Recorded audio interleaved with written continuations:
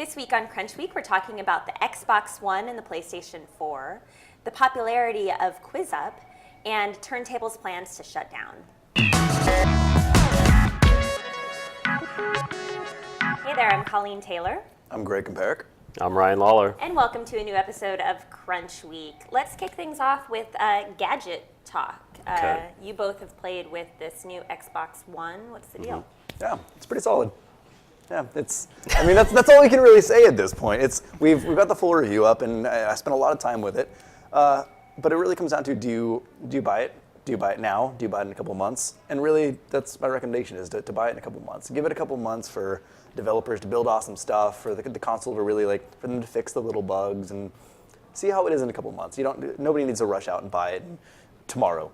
Today. But that said, your review is really positive, and if anything, you said to wait a couple months. Moderately positive. I think I gave it a 6 or a 7 out of 10. Okay, 6 or 7 out of 10. But you said the stock games that it came with were pretty beautiful and impressive. And if you can only imagine that this is what these games look like in a couple months, other games are going to be even better.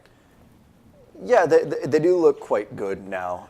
That's more of a comparison of generally when a console launches, its launch titles kind of look like junk compared to what comes out in a year from now. And right now, but that's on both consoles, on PS4 and on Xbox One. The launch titles all do look pretty good, but they don't blow everything else away that's been on past generations. You don't look at it and go, oh my God, this is next generation gaming. Huh. See, for me, I'm not a huge gamer, but I'm actually really interested in the game, in the platform, and possibly owning one. I don't really have a go-to console right now. At some point in the last generation, I owned a console and then moved and didn't bring it with me or whatever. So for me, as a console-less person, not necessarily a gamer, I think that the Xbox is probably not a bad choice. I don't know if I'm actually going to get it during the holiday season, but definitely interested in owning one at some point. Cool, sounds good. I haven't. I'm a console-less person. I'll probably remain a console-less person, but good to hear from the experts. What else? Everybody's talking about this app called QuizUp, a new quiz game app that raised some money.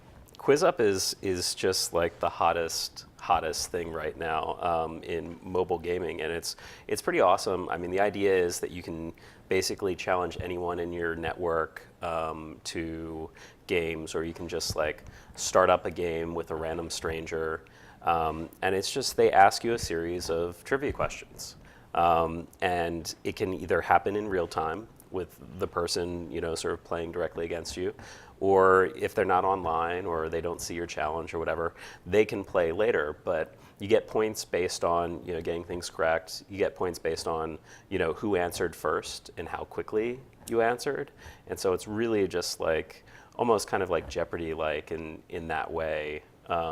It's kind of cool. Yeah, it seems like the new thing that everyone's kind of joking about and playing with each other, the draw some things or the Scrabble apps and things like that. I haven't used it. I'm on Android, and it's only on iOS right now. So Hopefully they come out with an Android one. I think that part of its success comes from the fact that it makes really, really good use of asynchronous gameplay. And so the idea behind that is that I can take my turn whenever, and then in a little while you can take your turn. It's kind of like something that Draw Something made kind of popular, where you don't have to be online at the same time. Mobile gaming's already proved that it's going to be really popular, but when you're doing multiplayer mobile gaming, you're never both free at the same time when you're out and about. So asynchronous gameplay is where it's at. I think that a lot more games are going to start picking it up soon. It's really going to be the thing that fuels mobile multiplayer gaming. Yeah.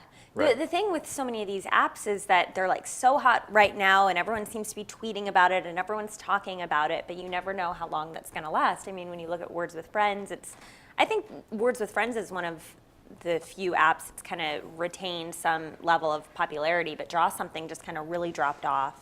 Right. Will QuizUp stay kind of in will people think it's fun for a while, or how quickly will that drop off? Well, I think what's nice about QuizUp is that there's so many different topics. They have 300 different topics. So if you get tired of challenging people on quizzes about Breaking Bad, you can start challenge them on Game of Thrones or 90s music or stuff like that. So it has a lot of appeal because it has a very broad potential user base, and the quiz subjects, you're never going to run out of Like you're not gonna keep seeing the same question over and over again because you can just challenge in different categories.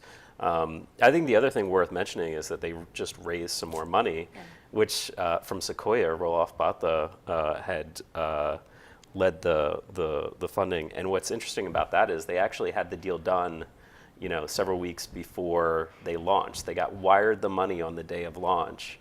And I just kind of wonder, like maybe they wait a week and see what happens. But, it's kind of a really good insurance policy in case their launch didn't go quite as well as it did. Interesting. Yeah. Cool. Well, one company that was really hot and now no longer is so hot is Turntable FM, which just announced Friday today that it's shutting down. R.I.P. Are you surprised?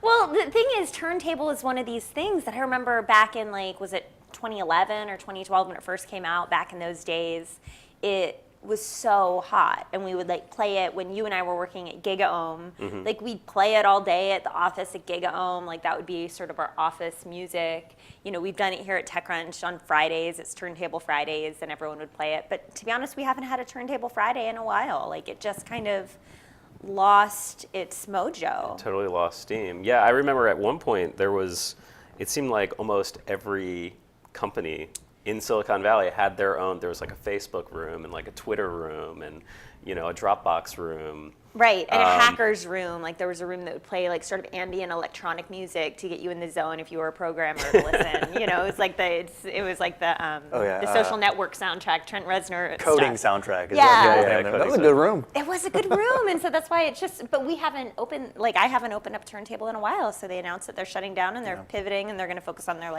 events business or something, but it's just sort of a lesson. And it was sad because it was one of those rare startups because of the numbers that they provide to users. You could actually tell, as it was dying, because you would see the number of active users in each room, and each day you'd sign in, it would drop a little bit lower. And even the popular rooms one day it had 70 people, then 60 people, then 40 people, and it's just got a little bit more and more empty. Any theories on why it lost its edge? It never really got huge outside of Silicon Valley, and then I think people just kind of got tired of listening to other people's music. It's true, because in some ways, all you were doing was waiting for your turn to play your song, Sure, yeah. Unless it was a really awesome room and it had good DJs, but half the time... Everyone tell me how good of a DJ I am. Give me points. Yeah, it's kind of an egotistical app. But it was fun while it lasted. But that's always the story with Silicon Valley and apps and things. One day you're in, the next day you're out. I don't know. That's what makes it so interesting. But I think that's all that we have for this week. And thanks for watching. Check back. Next week, I think we'll have a break because it's Thanksgiving. But the week after that, we'll be back with another Crunch Week. So happy Turkey Day. Take care.